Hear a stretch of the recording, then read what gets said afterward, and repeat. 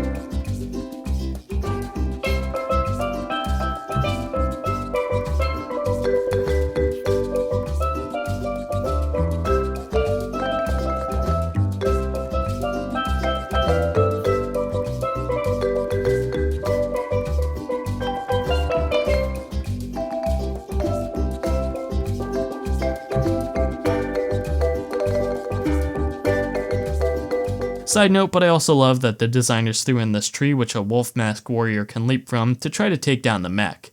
You gotta admire the spirit, but some common sense would go a long way, little guy. We also can't forget the most important upgrade of all. But there's just one more change that I want to make. If it wasn't for all this pink, this mech would actually be great for Zane. So I swapped out all of the pink pieces for blue, and now Zane can take a turn stomping on the wolf mask.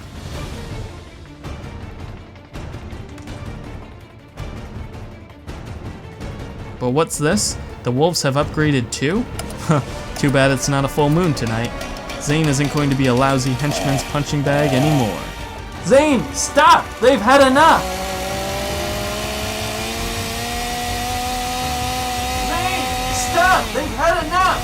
Stop! Zane! Anyway, I'll put a couple of part lists in the description, one for the hands and another for the color change parts that I used on Zane's mech. And in the meantime, we're going to make sure that Zane downloads the Geneva Convention rules so that he stops committing war crimes in mechs.